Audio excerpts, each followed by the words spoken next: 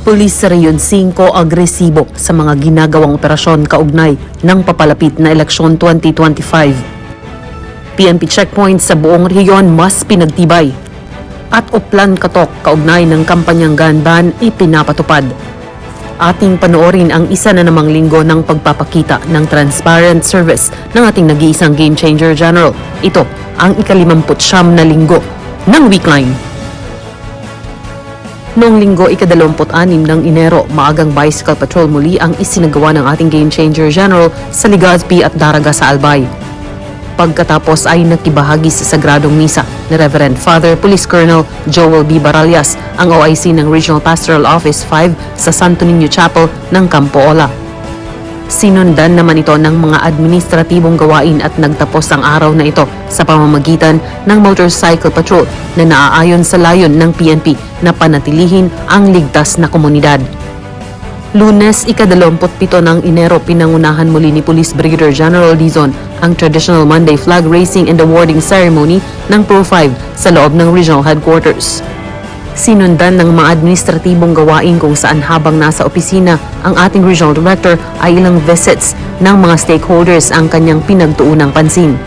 Una na dito si Attorney Rafael Vicente R. Kalinisan, ang Commissioner ng National Police Commission. Nasa tanggapan din ni Police Brigadier General Dizon ang Regional Director ng Bureau of Fire Protection 5 na si Fire Senior Superintendent Achilles M. Santiago. Gayon din si Commodore Ivan E. Roldan, ang Commander ng Coast Guard District Bicol. Binigyang oras din ang courtesy call ni Police Colonel Anthony V. Placido, ang Chief Regional Maritime Unit 5 at ang courtesy visit ni Mr. Mark Paul Loria, ang Security Officer ng BDO Naga Regional Office. Ito ay mga pagkakataong makausap ng ating Regional Director ang mga kinatawan ng iba't ibang bureaus, units ng PNP, AFP at iba pang opisina, mapapribado man o gobyerno, upang mas pagbutihin ang serbisyo para sa publiko. Nagtapos ang araw ng Lunes ng ating Regional Director sa pamamagitan ng pagsasagawa ng motorcycle patrol sa mga lansangan ng Legazpi at Daraga sa Albay.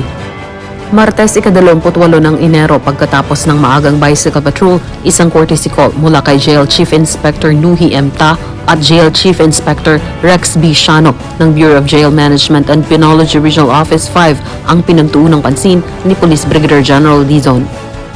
Virtually present din ang ating Game Changer General sa isinagawang Commander's Time na pinangunahan ng ating hepe ng Pambansang Pulisyon ng Pilipinas na si Police General Romel Francisco D. Marbil.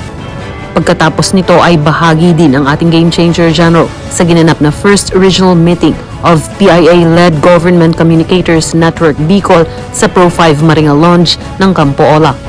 Kinahapunan, isang motorcycle patrol din ang isinagawa ng ating Regional Director kasama ng ating mga kasurugkaps motorcycle patrollers. Ika-29 ng Enero taong kasalukuyan, nagsagawa ang ating Game Changer General ng isang on-the-spot inspection and correction sa Bulusan at Gubat Municipal Police Stations sa probinsya ng Sorsogon upang masigurong handa at compliant ang ating mga estasyon sa mga direktiba ng buong pamunuan ng Pambansang Pulisya ng Pilipinas. At habang abala sa mga administratibong gawain, binigyang oras sandali ng ating butihing Regional Director ang pagbisita ni retired Philippine Navy Captain Washington Alba sa kanyang opisina. Samantala noong Huwebes, ika-30 ng Enero, punong-puno ng kaganapan ng araw ng ating Regional Director. Una, pinaunlakan ang isang live interview mula sa Bombo Radio Legazpi kaugnay ng mga preparasyon sa 2025 national and local elections, partikular sa direktiba ng gun ban para sa mga PNP personnel. Naitanong din sa ating Regional Director ang ilang election-related incidents sa Bicol. Sinundan ito ng pagiging bahagi ni Police Brigadier General Dizon sa ginanap na Enhanced Comprehensive Local Integration Program awarding of checks to former rebels sa Dignitaries Room ng Provincial Capital, Legazpi City, Albay.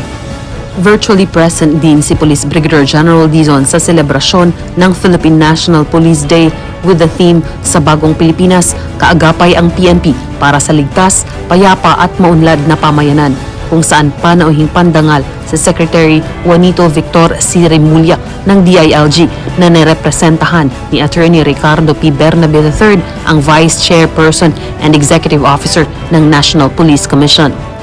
Bahagi din ng ating Regional Director sa ginanap na Regional MDM Document Revalidation for Tropical Cyclone Christine, Tropical Cyclone Pepito, and effects of Intertropical Conversion Zone and shear lines sa araw na ito. At mahaba man ang naging araw ng ating Regional Director, pinangunahan pa rin ito kasama ang Pro5 Chief Regional Staff na si Police Colonel Alvin R. Consolacion ang isang staff conference sa lahat ng key officers ng Police sa Region 5 para sa mga kasalukuyang direktiba ng Philippine National Police at iba't ibang pampublikong gawain katuwang ang iba't ibang sangay ng gobyerno at mga pribadong sektor. At noong Biyernes, ika-31 ng Enero, maagang bicycle patrol muli ang handog ng ating Game Changer General upang makatulong sa pagpapanatili ng maayos at ligtas na komunidad sa Bicol. Nakiisa din siya sa naging debriefing on readiness assessment on ISO 9001-2015 Quality Management System sa Pro5 Conference Room sa loob ng Regional Headquarters. Mainit ding sinalubong ng ating Game Changer General ang courtesy visit ni Police Brigadier General Bernard R. Yang, ang Acting Director ng Anti-Cybercrime Group sa Camp Brigadier General Simeon A. Ola, Legazpi City, Albay. Binigyang oras niya rin ang isang interview mula sa mga researchers ng Kapuso mo Jessica Soho kaugnay ng pagkakatuklas sa isang unmanned underwater vehicle sa San Pascual, Masbate, kamakailan. At siksik man ang mga kaganapan sa araw na ito, keynote speaker and inducting officer pa rin ang ating Game Changer General sa ginanap na induction of class officers ng Intelligence Basic Course sa Pro5 Multipurpose Building sa loob ng Regional Headquarters. At noong Sabado, unang araw ng Pebrero, nakiisa si Police Brigadier General Dizon sa launching of Kabataan Kontra Kriminalidad, Anti-Criminality Defense Program and Youth Forum na inisyatiba ng Provincial Government of Sorsogon at ng Sorsogon Police Provincial Office sa National Government Center, Capitol Compound, Sorsogon City.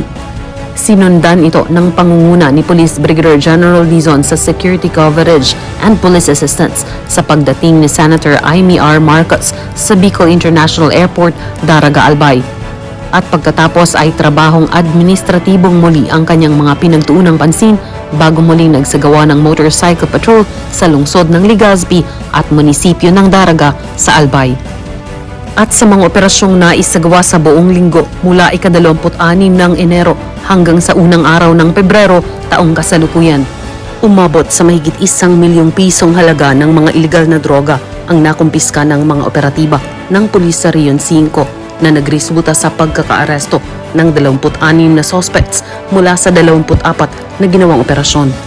Nanguna dito ang Camarines Norte Police Provincial Office, sinundan ng Camarines Sur Police Provincial Office at pumangatlo ang Masbate Police Provincial Office. Sa kampanya kontra illegal gambling, inaresto ang 18 suspects mula sa ginawang 10 operasyon. May 30 operasyong naisagawa naman sa kampanya kontra loose firearms kung saan 6 ang inaresto, habang 8 suspects ang huli sa kampanya kontra illegal fishing mula sa 5 ginawang operasyon at pagkakakumpiska ng halos 200,000 pisong halaga ng mga kagamitan. Huli naman ang 11 suspect sa kampanya kontra illegal logging na nagresulta sa pagkakakumpiska ng mahigit 300,000 pisong halaga ng mga lumbers at leeches. Samantala, umabot sa 81 most wanted persons ang inaresto sa buong Kabikulan sa nakalipas na linggo, habang 8 ang sumuko at 4 ang arestado sa mas pinagtibay na mga hakbang kontra insurhensya. Panatilihing nakatutok dito sa transparent service ng ating Game Changer General. Basta't kay Police Brigadier General Andre Perez Dizon, serbisyo ay damang-dama. Serbisyo ay uunahin ka at ipapatupad ang serbisyong APD, approachable, presentable, and dependable kasurugkaps.